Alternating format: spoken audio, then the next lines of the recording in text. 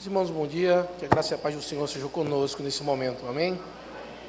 Eu quero pedir que você abra a sua Bíblia, um texto de Malaquias, capítulo 3, livro do profeta Malaquias, capítulo 3, do versículo 6 ao versículo 12.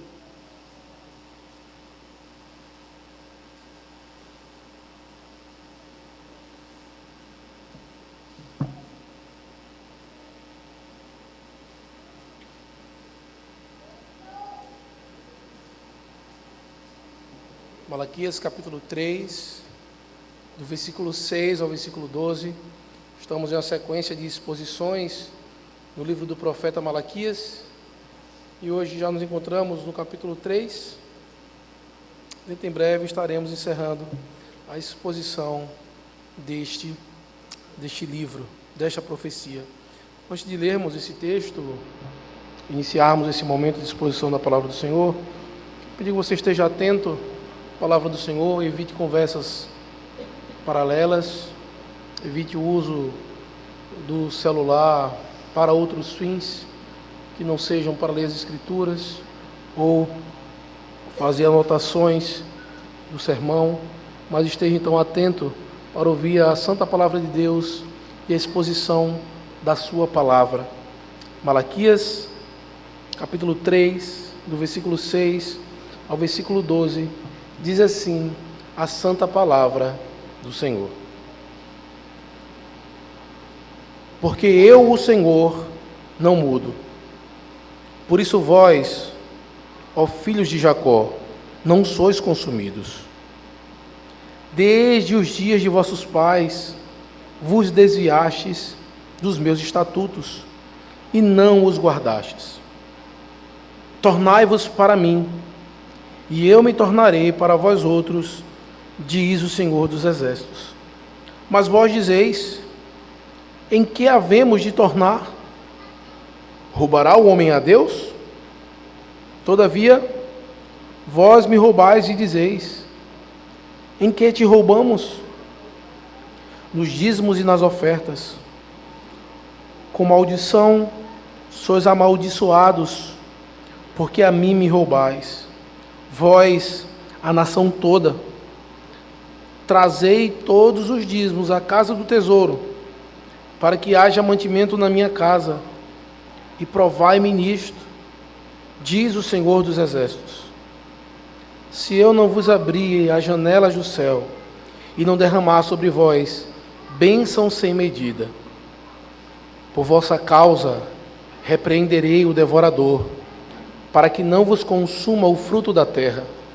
A vossa vide no campo não será estéril, diz o Senhor dos Exércitos. Todas as nações vos chamarão felizes, porque vós sereis uma terra deleitosa, diz o Senhor dos Exércitos. Amém. Oremos ao Senhor para que Ele aplique a sua santa palavra em nossos corações.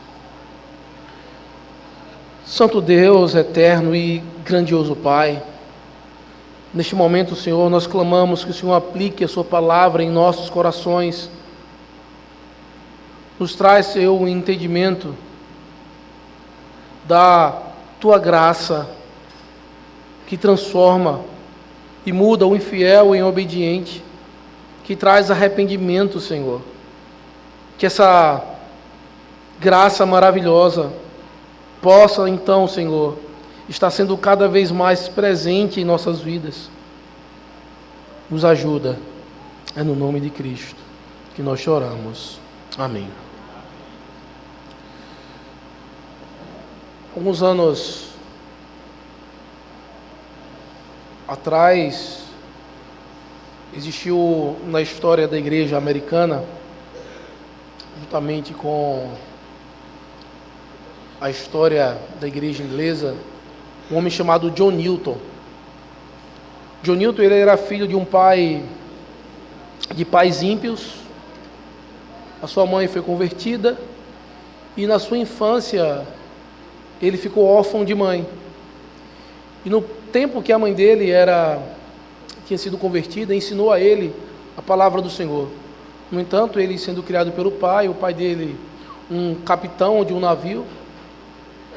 Ele também conseguiu a profissão do pai, conseguiu adquirir o seu navio e se tornou então um capitão de um navio negreiro que transportava escravos da África para diversos locais, para então serem vendidos. E conta que ele se tornou um homem cruel, tanto pela atitude que ele tinha com aquelas pessoas que ele escravizava, como ele já era conhecido que todos aqueles que fugiam do seu navio não tinham perdão ou perspectiva de vida. A pena era a morte, não tinha possibilidade de ser vendido.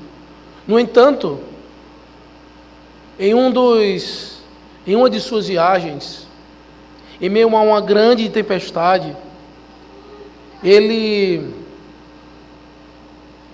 foi tocado pela graça de Deus. Em meio à morte, ele se lembrou dos ensinamentos da sua mãe na infância. Estava decidido que, se ele morresse naquele momento, ele estava perdido. Sobreviveu, chegou ao destino de origem, mas estava certo de que agora ele era uma nova criatura e não poderia mais viver da maneira que ele vivia. O que aconteceu com John Newton foi que ele foi tocado pela graça de Deus. Ele largou então aquela profissão. Ele começou então a estudar teologia, se tornou pastor e compositor de hinos. Inclusive um hino muito conhecido no meio cristão, Amazing Grace, que fala da maravilhosa graça do Senhor. E a vida de John Newton ilustra muito bem aquilo que nós vamos falar nesta manhã. Que existe uma transformação de obediência em arrependimento por meio da graça do Senhor em nossas vidas. A graça do Senhor em nossas vidas faz com que aqueles que podem ser considerados como os maiores dos pecadores se voltem ao Senhor em arrependimento. E nesse texto, então, o Senhor está falando sobre isso, para que o povo de Deus saísse da infidelidade para a obediência por meio do arrependimento. Uma graça que transforma. E diante disso, nós veremos nesse texto essa graça imutável de Deus que transforma a infidelidade em obediência por meio do arrependimento. E é isso que nós veremos nesta manhã. Essa sentença graciosa de Deus, chamando o seu povo ao arrependimento em meio à infidelidade. E nós veremos então, meus irmãos, esse texto em 3 partes. A primeira parte, no versículo 6 e versículo 7, vai mostrar a imutabilidade de Deus e o chamado ao arrependimento. Do versículo 8 ao versículo 9, nós veremos a infidelidade nos dízimos e a maldição resultante. E no versículo 10 ao versículo 12, nós veremos a promessa de bênçãos pela obediência. Então esse texto está ligado à imutabilidade de Deus e à nossa mutabilidade, que nós precisamos mudar, precisamos nos arrepender. Precisamos então sermos fiéis ao Senhor para assim experimentar das bênçãos dadas por esse Deus.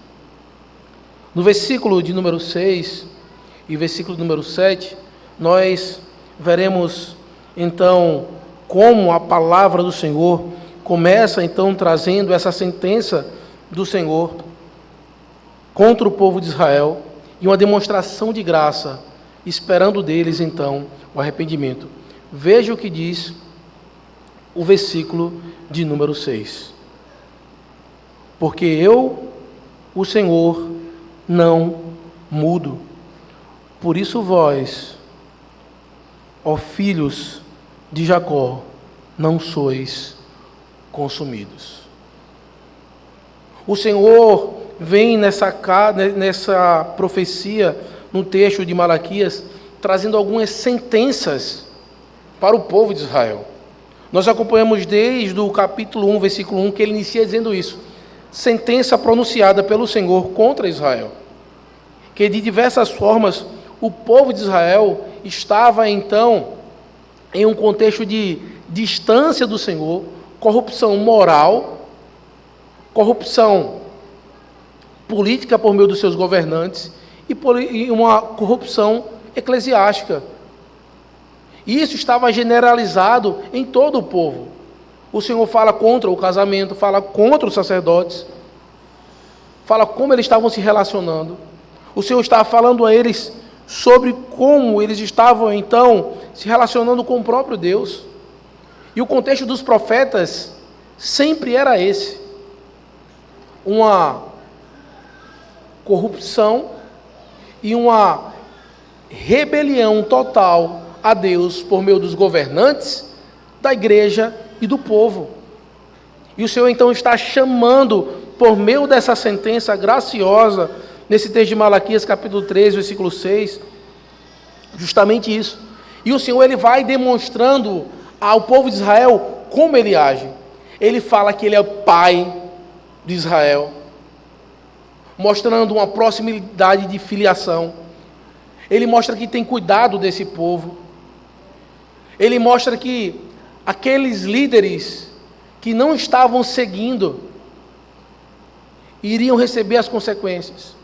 Que aqueles que estavam tendo uma vida contrária ou equivocada contra a lei do Senhor no seu casamento, receberiam então a consequência divina. E o Senhor inicia trazendo aqui um dos princípios de quem Ele é. Ele fala, olha, porque eu, o Senhor, não mudo. Eu sou imutável. Aquilo que foi prometido a vocês como povo de Israel não irá mudar. Eu não mudarei. Logo, vocês não são consumidos, porque eu tenho aplicado misericórdia. Os adolescentes e crianças devem estar na mente que temos aprendido na quinta-feira as perguntas do catecismo. E a pergunta número 4 do breve catecismo pergunta: quem é Deus? E a resposta diz que Deus é Espírito, infinito, eterno e imutável. É quem Ele é. E diante disso, meus irmãos, nós devemos compreender algo. É que nesse relacionamento com Deus, não é Deus que deve mudar. Não é Deus que deve se adequar. Não é Deus que deve se submeter. Nós que somos mutáveis. Nós que devemos nos adequar a esse Deus. E isso Deus mostra como a imutabilidade dele é algo bom para nós. Porque é por causa das suas promessas e de quem Ele é, que nós não somos consumidos. Uma demonstração de graça do próprio Senhor. E aqui o Senhor mostra para o povo de Israel a descrição, porque eles estavam quebrando os estatutos, aquelas ordenanças que o Senhor trouxe para ele. Veja o que diz o versículo 7. Desde os dias de vossos pais, vos desviastes dos meus estatutos, e não os guardastes. Tornai-vos para mim, e eu me tornarei para vós outros, diz o Senhor dos Exércitos. Mas vós dizeis, em que havemos de tornar? Eles não estavam mais guardando os princípios dados pelo Senhor. Eles tinham se desviado. O povo de Israel aqui estava sendo acusado de negligenciar sua aliança com Deus. Nesse texto aqui, de maneira mais específica, em relação aos dízimos e ofertas, aos sustentos da casa do Senhor. Mas olhando para todo o livro, era uma distância, era uma negligência geral em todos os aspectos da vida. O problema central estava sendo identificado nesse momento, que quando eles retiam os dízimos devidos ao Senhor, eles estavam demonstrando infidelidade no pacto, mas também desonrando a Deus. Eles estavam violando um aspecto fundamental da sua adoração e do sustento da obra divina. Esse comportamento do povo de Israel estavam desencadeando na vida deles consequências espirituais e materiais negativas, resultando em maldição sobre toda a nação de Israel. E diante disso, o Senhor mostra que Ele é imutável e chama o povo ao arrependimento.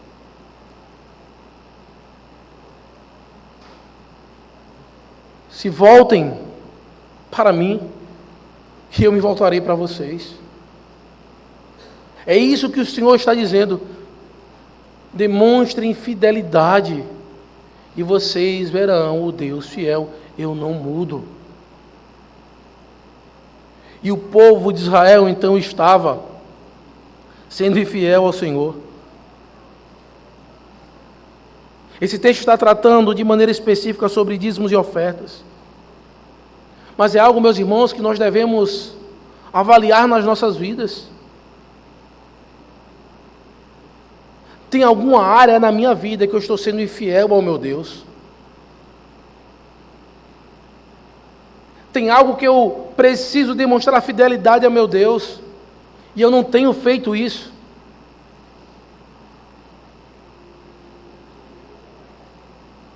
Nós realmente somos mutáveis?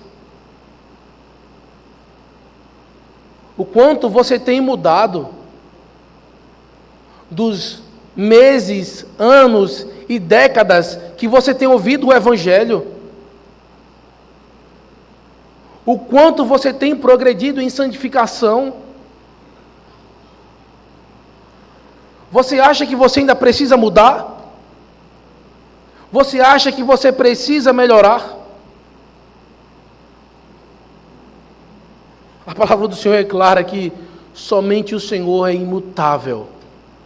Nós somos mutáveis e precisamos constantemente de mudança e transformação.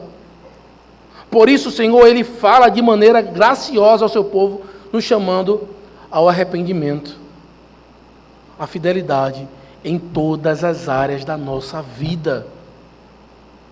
É isso que Ele espera de nós.